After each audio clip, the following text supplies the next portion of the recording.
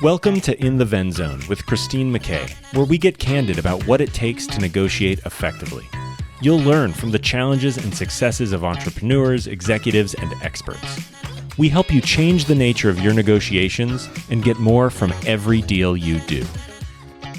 Hey, everybody. Welcome back to another episode of In the Ven Zone, where we help you, the small and mid-sized business owners, founders, and professionals, elevate your negotiations in ways that are really creative. And we try to bring different ways of thinking about negotiation, different tools and tips and techniques that help you, especially when you're negotiating with those other companies that you think have more power or leverage than you do. And today I have actually a guest that I was surprised by. So I never thought I'd have a professor as a guest on the show. And yet last week I attended, as many of you know, I went to Harvard Business School, and I attended this really great event that was sponsored by Harvard programs, the Harvard program on negotiation. And I got to listen to Josh Weiss talk, and he has a really amazing spin on negotiation that the audience, are actually, I think, going to really resonate with, because it's all about how to leverage storytelling in your negotiation.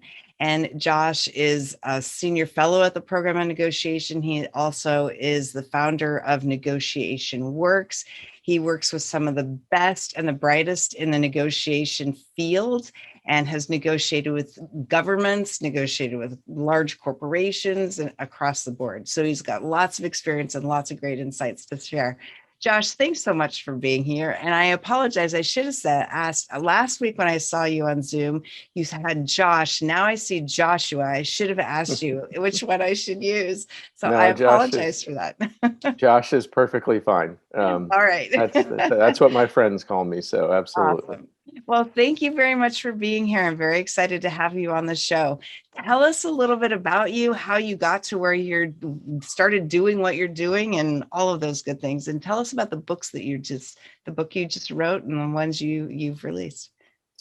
Okay. Well, thanks so much for having me. It's a pleasure. So my path to this field and this world is not linear, and most careers I don't really think are, despite the fact that people want to think that there's a clear path. In many ways, I grew up and I was kind of always the peacemaker amongst my friends and things like that. So there was something in me that knew that there was, some kind of conflict resolution-y negotiation element to me in my life.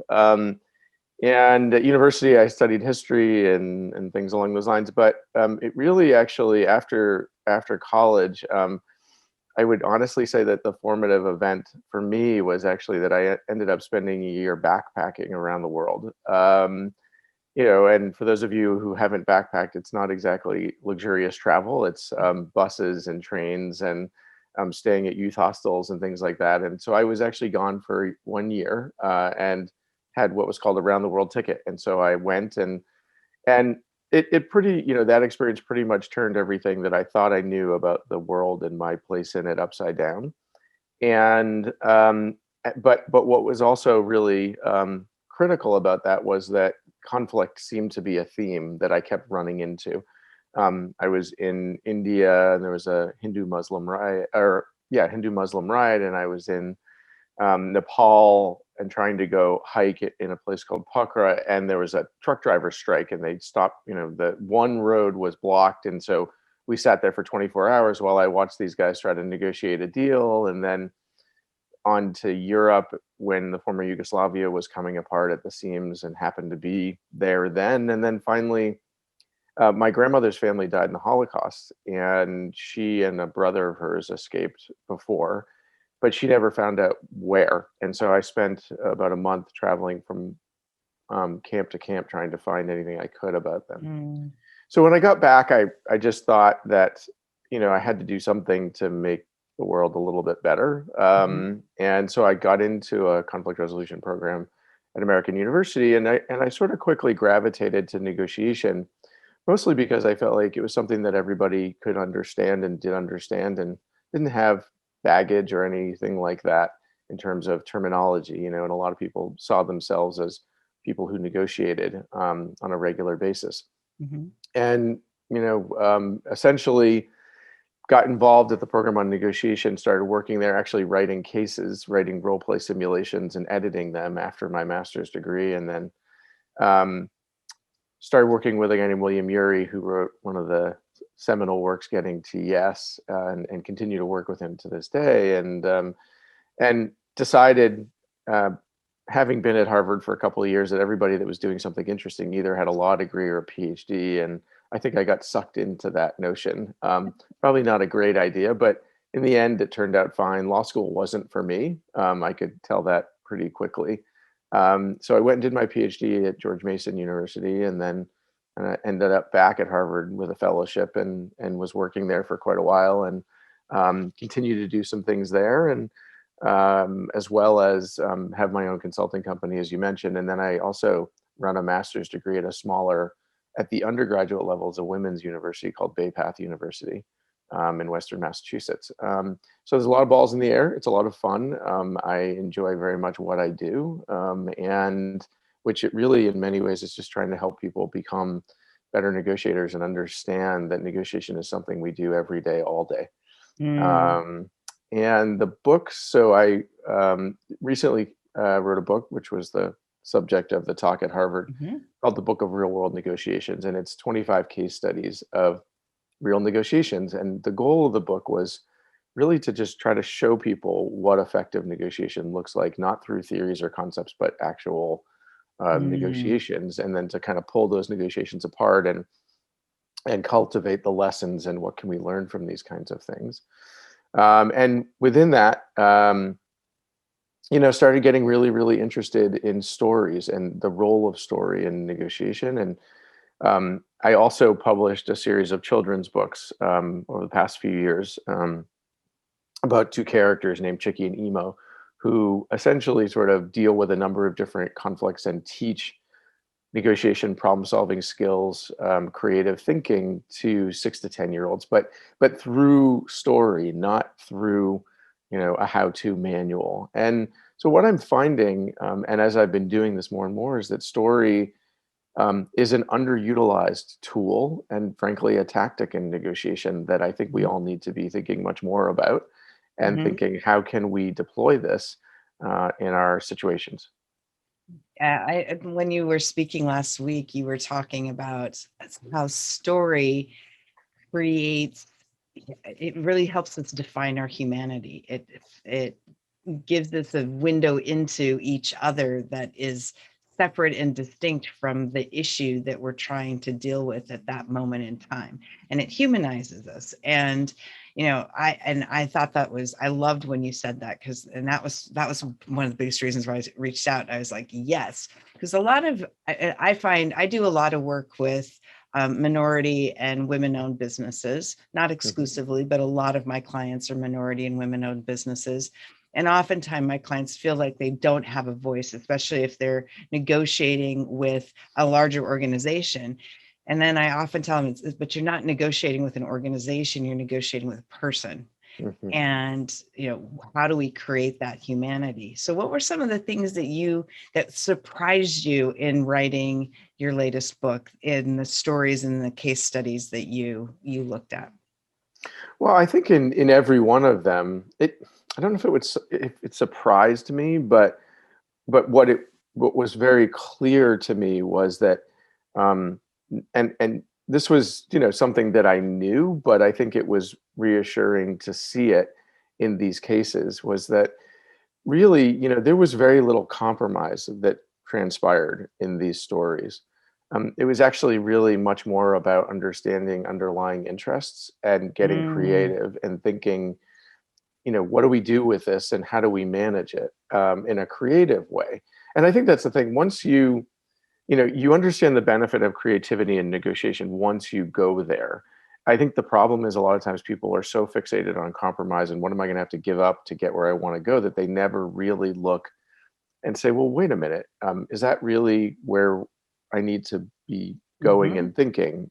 Should I maybe be thinking more about what is it that's really critical to them, and how do I know that? And is there a way for me to find out all of those things, not just one or two, but there's usually a number of things that people value in negotiation. And so the more you can be digging and understanding what those things are, the more you can put together better deals that really meet your needs better and the needs of the other person better.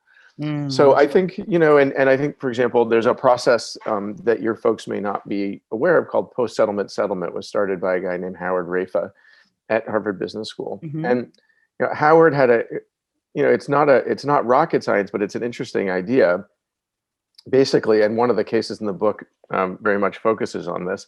But the idea is that when you reach an agreement, a tentative agreement with the other side, before you sort of write everything down on the dotted line, asking a simple question can be truly beneficial. And the simple question is there any way that we could make this deal better for me and you? Right. So once you have a deal, then you could, the pressure's off on some level. You haven't signed off on the dotted line yet. And so the pressure of perhaps reaching an agreement, abates. And you can think a little bit like, well, you know what, if we were to extend the length of the contract, or if our delivery date was different, or whatever it might be, gives people the opportunity to take a good deal and make it better. And again, that's all about creativity and getting people to think a little bit differently. So I think I would certainly say that the cases in there have that. And I think the other part that I've become very interested in, as you say, when you're negotiating, you're not negotiating with a company, you're negotiating with another person, which means that psychology is incredibly important in what we're doing. And what I found in all of the cases in the book was that there was always a face saving or face preservation element to the deal. And a lot of times people don't think about that. They often think, well, this is business, and I don't really care if the other person gets their feathers ruffled, but that's not, to me, how negotiation works. Like, if somebody's upset or frustrated or angry or whatever, that's going to get in the way of a good deal and a business deal that could otherwise happen. And I really want people to understand that you've got to be attuned to that level, because in all of these cases and beyond, you could see a lot of scenarios where the roadblock had to do a lot with the psychology and the person's lack of an ability to sort of think, how am I going to declare victory here for me, or how am I going to save face? Right. And so, it's that intangible realm that I think is really important, and one that I just don't know if people focus enough on. They're so focused on dollars and cents and schedules and other things that they leave that part out. So I really like that. I mean, one of the things that I talk about, so for people who are new to the show, they don't know this, obviously, but for people who've listened in and tuned in, my philosophy about negotiation is that it is nothing more than a conversation about a relationship. And you cannot win a relationship. And that applies whether the relationship is in existence, or is dissolving. There's still a relationship and a dissolution, right? So you had made a comment last week too, that I've been hearing so much lately. So I've gotten sucked into a little bit of the Clubhouse thing, and listened to a couple of folks on Clubhouse, and I keep hearing this statement, and it drives me crazy. And that is, you've done a good job negotiating when both of you walk away from the table unhappy. And I just, as the negotiator, I fundamentally reject that. It's like you've got a good deal when both parties walk away going, that's a good deal. That's when you have a good deal, not when both parties are unhappy, but when you both go, yeah, that worked. That was really effective. What is your reaction to that comment? And how do we help people recognize that there's a different way of negotiating that isn't about, if you win something, that automatically means I lose, which is what feels like a lot of people feel about negotiation.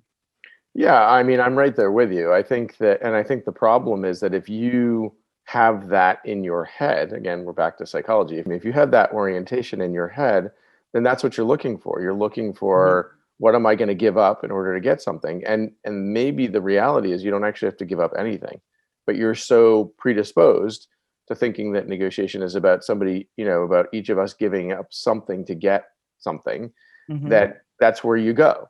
So I think it's a fundamental flaw in how a lot of people think about negotiation. And there are a lot of myths out there, that I think get in the way of effective negotiation. And so, in part, the answer to your question of how do we change that is, I think we have to be out there and we have to be showing people why that's not the case. I mean, that's actually part of the reason why I wrote the book, is because I want Mhm. people to say, well, you know what, I just read this book and these people didn't give up something. They actually found a creative solution.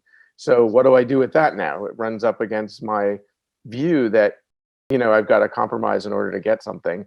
And yeah, I mean, generally I agree, negotiation is an interdependent relationship. And so, Mhm. um, the other side has to get what they want, just like you do. And no, I mean, again, I don't always talk about win-win, because I just don't know whether the world works like that. But Mhm. but I think we should be striving for that. We should be striving for you walking away saying, this works really well for me, and me doing the same thing.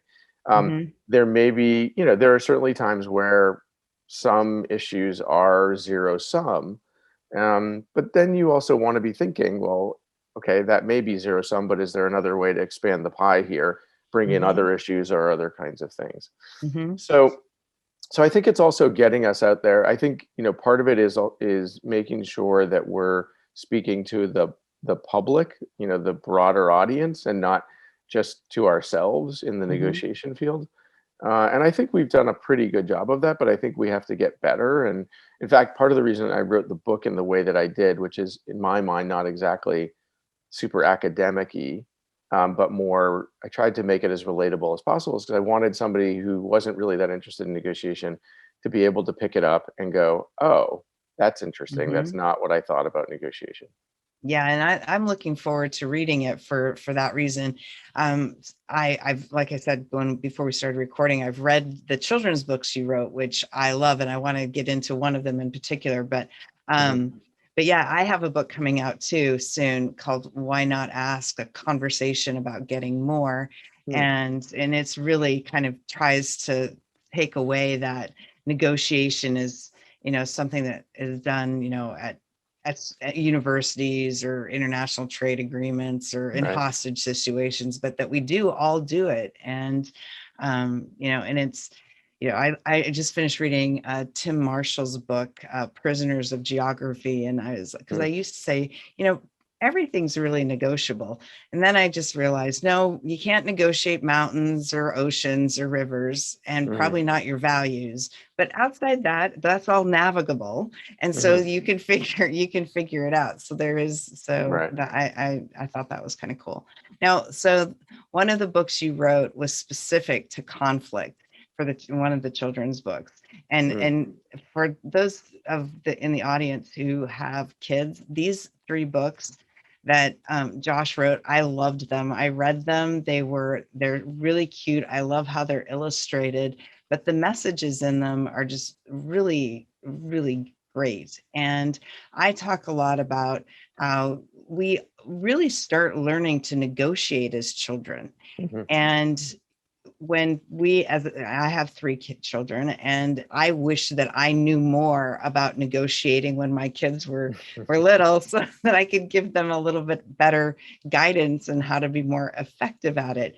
Hmm. But how how does the things that you talk about in the children's books translate to the adult realm?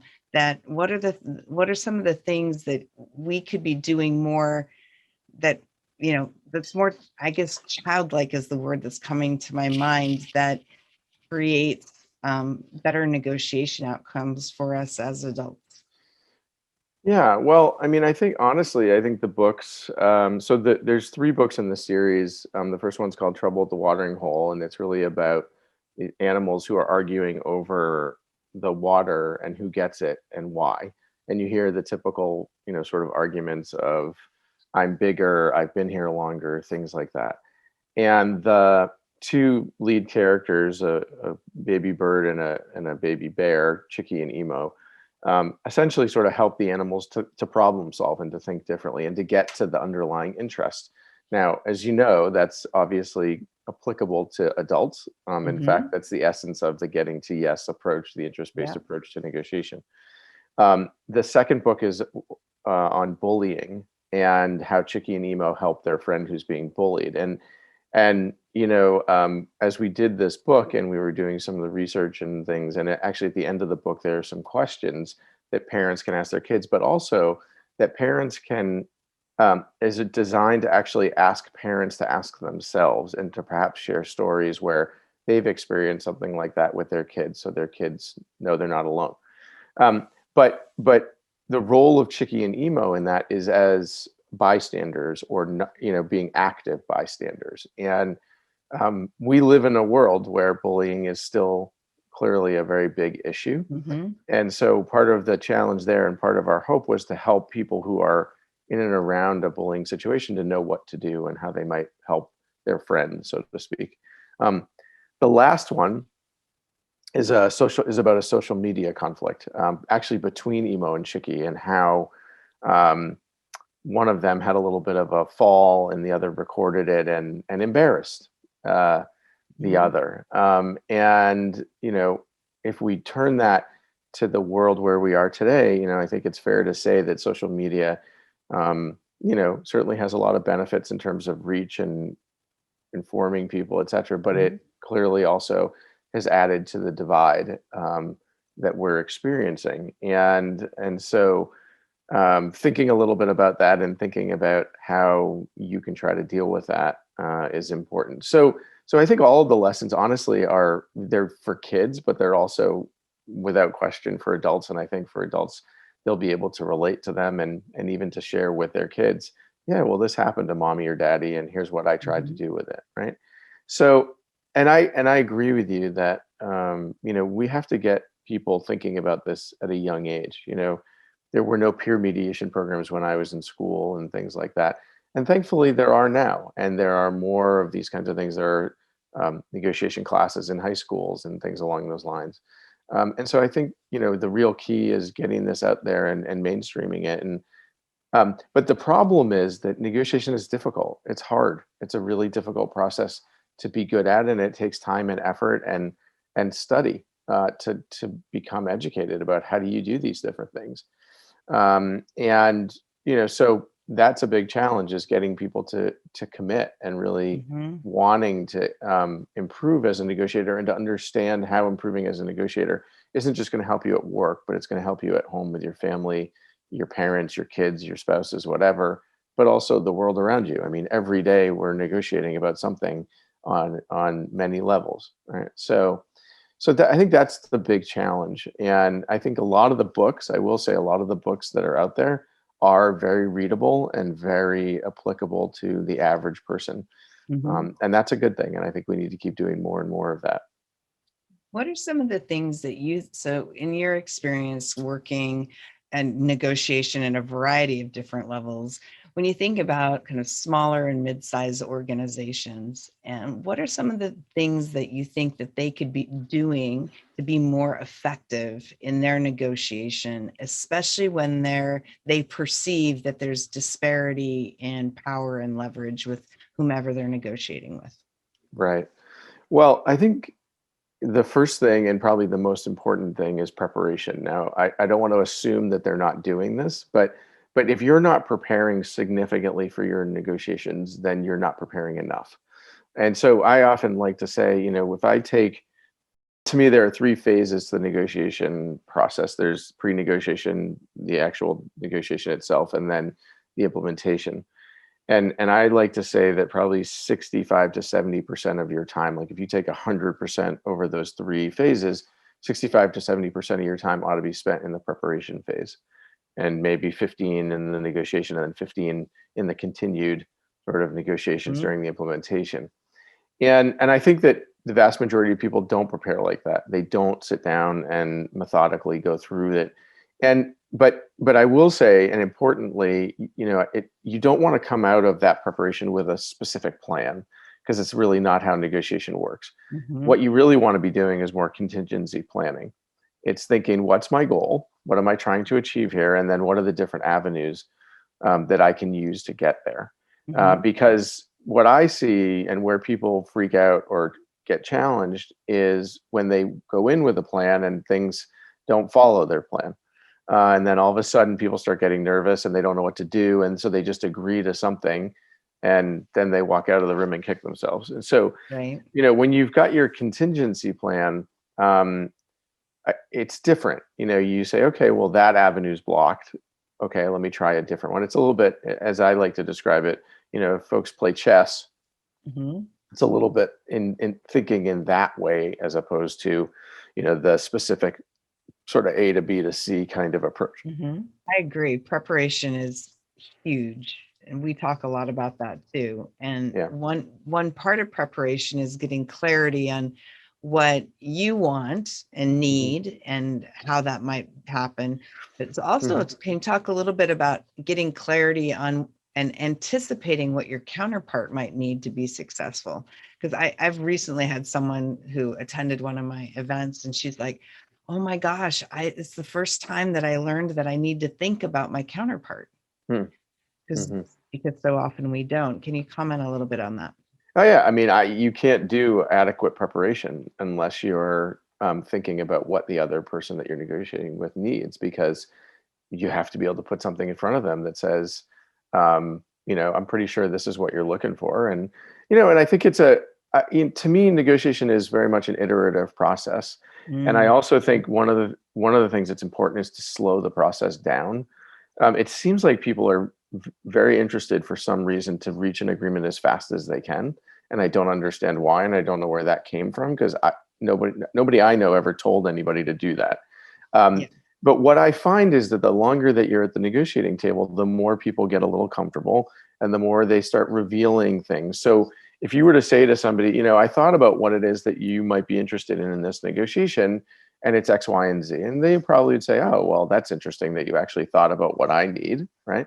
But on top of that, then they're more open to saying, you're partly right, but you left something out that would be really critical, whatever it means. So I think that you have to, and if you recognize that negotiation is an interdependent process, like I had somebody about 6 months ago to say to me, that's your problem. When you figure it out, let me know. Otherwise, I'm not interested in discussing it. I said, well, to be perfectly honest, like if it's my problem, it's your problem, because you're not getting where you want to go unless I say yes, just like I'm not either. So I think we need to sort of change our frame here on how this is going to go. Like, I know I need you and you need me. So, and sometimes you have to point some of these dynamics out to people. Again, a lot of folks don't think about negotiation in great detail like we're talking about. And so sometimes you have to name what's happening. Right.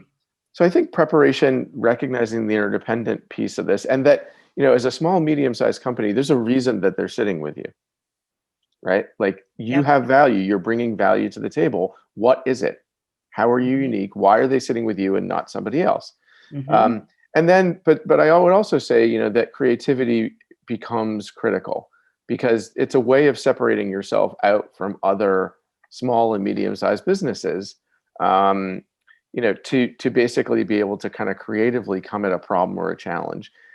In the book, there's a case study that I shared at the talk last week about a company in China dealing with a sole supplier. And in that scenario, they had a very bad BATNA. And a BATNA, for those folks who perhaps don't know, is your best alternative to a negotiated agreement. In other words, what are you going to do if you can't reach agreement here, right? And for this company, they really didn't have any other alternatives because they were based in China. They had to buy this agricultural machinery, and there was only one company in China that sold it. So they had to negotiate with this one company. But basically, the story essentially goes that this company brought in a negotiation consultant and said, "What do we do? Like, we have met with the company that sells this equipment. They're trying to gouge us because they know they can. There's a lot of practices in China that are very restrictive. We can't import the machinery. So, like, we're going to go out of business if we buy this. What do we do?" And they started talking about BATNA, and they said, that's our problem. We don't have one. And he said, well, here's your challenge. Your challenge is that I'm going to leave and I'll be back in 3 days. And I want you to assume that this sole supplier has gone out of business and you're going to find a way to still meet that need. And they looked at him like he was crazy. Mm-hmm. And they thought, this is bad enough. And now you want to take away the one avenue we have to satisfying our needs. And he's like, yep. And then he left. And after a half an hour of complaining, they got to work. And eventually one of the people involved basically said, I wonder if there's any other companies within China that own this equipment. And so they started a search for a company that might own this other equipment. And they found one in Inner Mongolia. So they reached out to this company and said, would you guys be interested in any way in selling the used equipment? And it turned out that their business model had changed. And so they said, yes, we would actually. So now they had a BATNA, right? They could purchase this used equipment for much less than what the other company was asking, but they didn't buy it. So what they did was they used it as leverage to go back to this, sole supplier and say, look, we'd like to do this with you, but we simply can't afford what you're asking. And we think, that you're kind of gouging us a bit here. And we do have an alternative. And they shared that, and the company was skeptical, and they said, we want to investigate. And they did. And they found out that, in fact, the other one was was willing to share and to sell the equipment. And so they ended up negotiating with the sole supplier a much better deal that worked for them. So, that's an example of a small business that was up against a very big problem and a big challenge from a company that seemed to hold all the cards. And through some creative thinking, they were able to come up with, a much better arrangement. And I think that's the key, is that you have to challenge your assumptions. In negotiation a lot, I'm a big fan of that idea that we make assumptions all day, every day. And in our negotiations, when we sit down, we think about what's possible here. And that often eliminates a lot of things that might actually be possible, but you're making an assumption that it's not. And so you have to check your assumptions, and you have to really engage in some, brainstorming, spitballing, whatever you want to call it, to say, there's got to be a way that we could do this better or differently. And when you start getting into that creative mode, and I've, worked with a lot of parties in negotiation, and I've been amazed once I get them into that mode of thinking, what happens? All of a sudden, the blue sky is in front of them, and they can start thinking about all kinds of things, as opposed to being limited by, their own thinking, or perhaps what somebody told them was possible, or things like that. So I think that, the preparation, creative thinking, but also challenging your assumptions, and really, examining everything in great detail is the key for I think, for companies that are often up against a power disparity. And one more thing that I would say, which is that a few years ago, I made a video. It's called Power in Negotiation, and it's actually it's out there on YouTube if people want to look at it. It's actually I actually use the analogy of Sir Isaac Newton and refracting light, because to me, power, most people, when they think about power in negotiation, they think of it as monolithic and sort of a concentrated beam, that they have it and I don't. Yes. And in negotiation, power comes in from many different sources. And so it's really important that you view the situation in that way, and ask yourself, where's the power that we have here to influence things? Like, what are we bringing to the table? And when you start to do that, you start to break power down in a way that I think is very helpful. So it, part of it again is back to that, what your view of power is, and what you think the other can simply just do or not do. That's important to consider, for the companies that you're working with. I really like that, because power is not absolute. And this is always kind of, not always, but I get into debates periodically about the notion of leverage, right? So leverage being the same as power, essentially, that it's something we actually voluntarily give up. Like, if you're engaged with somebody, like you said, there's a reason that they're engaged with you. And if you just kind of fold and let them get everything you want, or the proverbial big company slides a contract across the table and says, we don't negotiate, and you believe them, right? Then and folds, you've abdicated your power. You Right. have like completely, you have voluntarily given that away. Mhm. And that's something that I love to talk about, because you're right, power comes in so many different ways, and how we find different, kind of nooks and crannies of things to be able to leverage it. And I've know a lot of people who've negotiated with Walmart as a great example, right? Everyone, and Mhm. people in the negotiation world talk about Walmart all the time, because they're the big gorilla, and they beat their suppliers up. But I know a lot of people who love negotiating with them, because they switch out their negotiation team a lot. They do things to try to prevent or to limit building relationships, or did. And that means that institutional knowledge goes away. And so you can rehash other things more quickly, because they've moved people out of the negotiation team, but you Mhm. still have that knowledge. And so it is finding that creative way to those creative opportunities to create leverage for yourself. Yeah. And the other thing I like that what you talk about, I talk about getting curious. You have to be curious. You have to be Mhm. curious about you, because most people think they know what they want, but they really don't have a very clear view of what they want. Yep. And very few people in negotiation spend enough time getting curious about their counterparts, and what's going to make.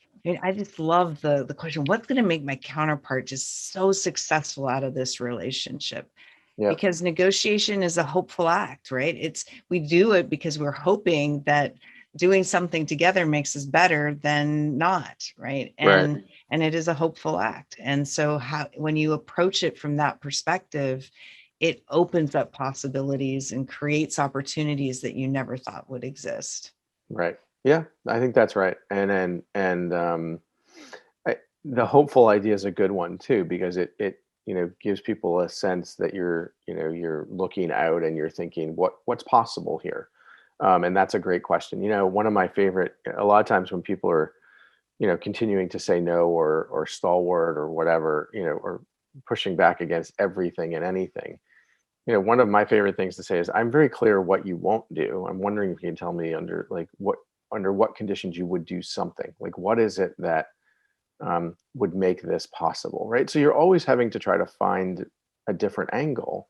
And Mm-hmm. and the best negotiators that I've worked with over the years, they always do that. They say, okay, well, we tried that, it didn't work. Let's go here, and if Mm-hmm. that doesn't work, we'll go there. Mm-hmm.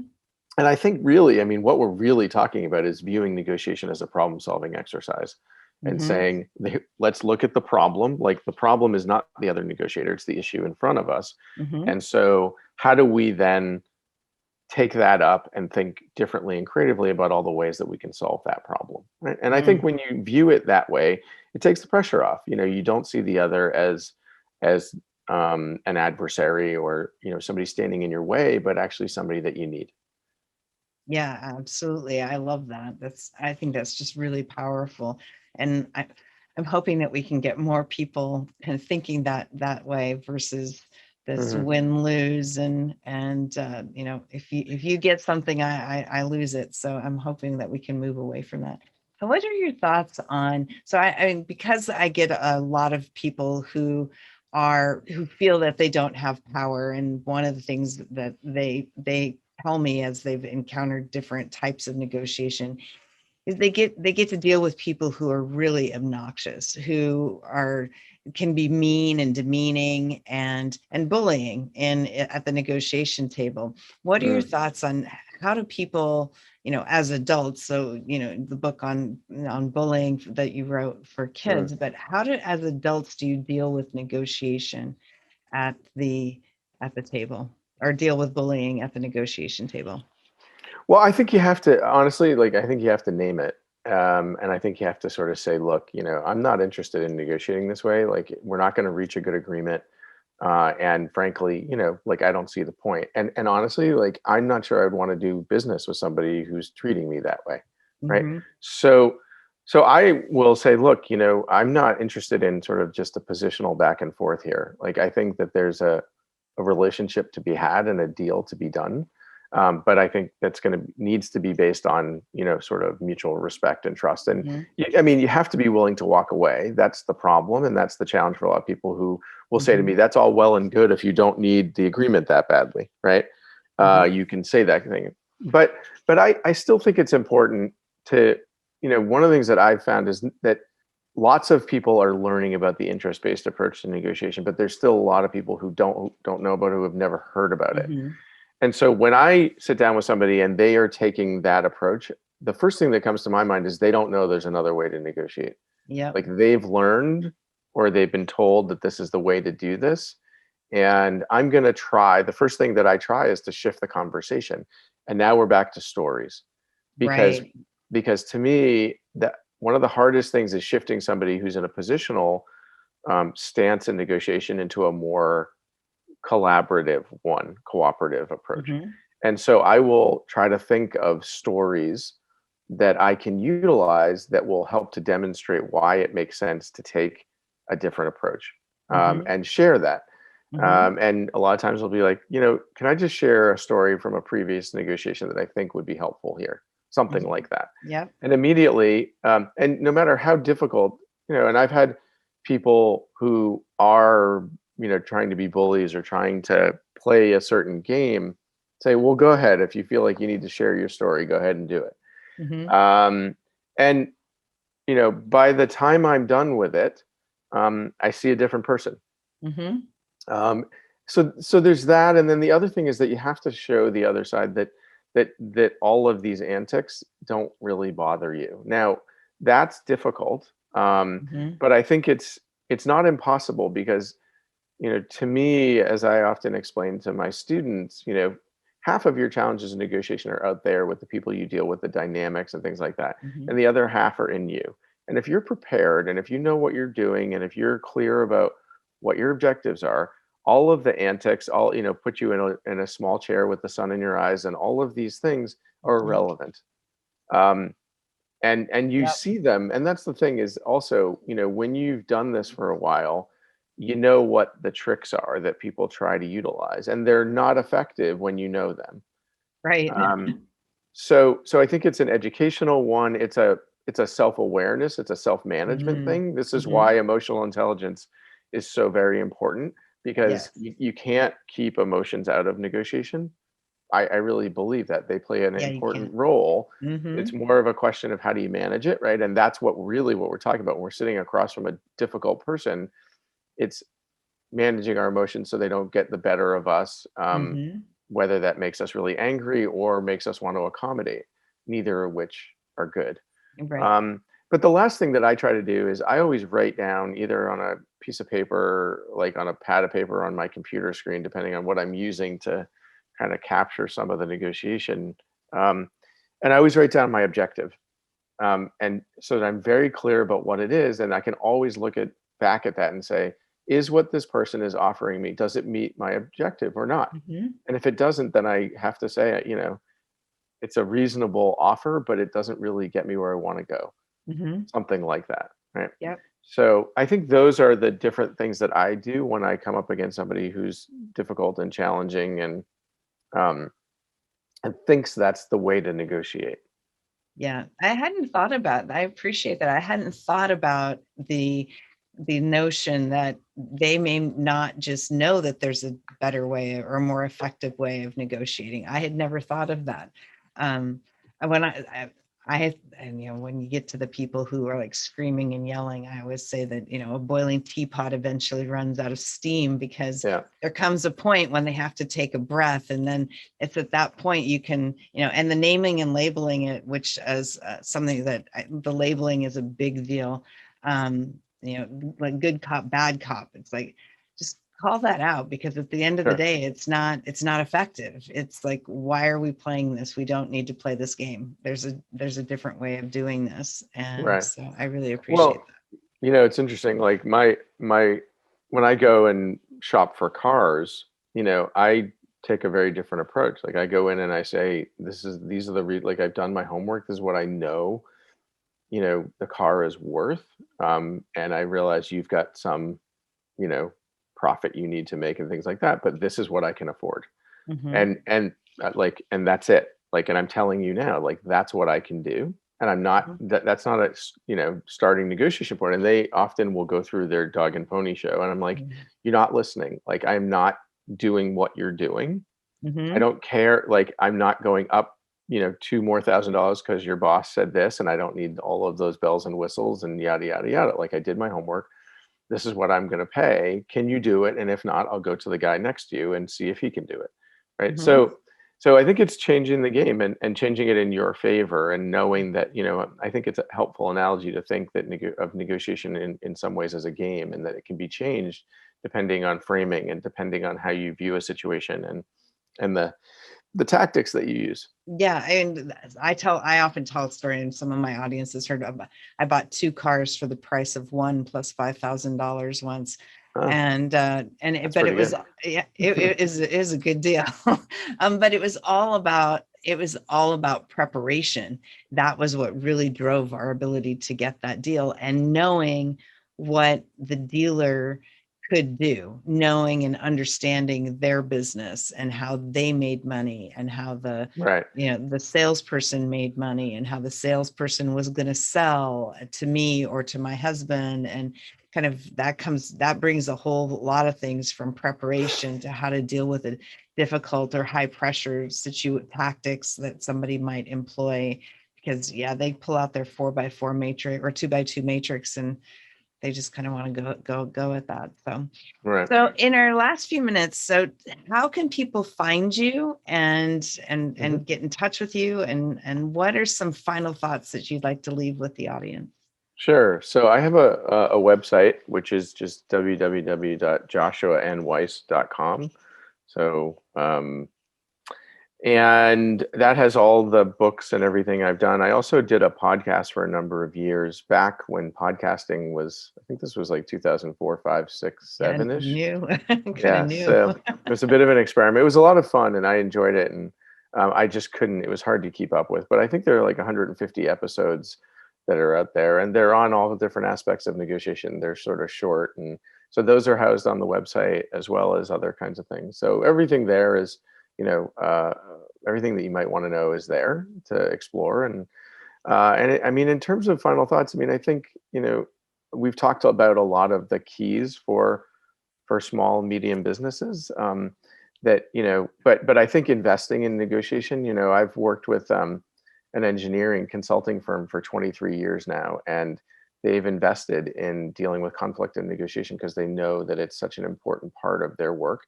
Mm-hmm. And they've saved many, many millions of dollars over the years as a result of people having this knowledge. And it Mm-hmm. requires an investment. People will often say to me, could you come and do a day or two training? And I say, sure, I can.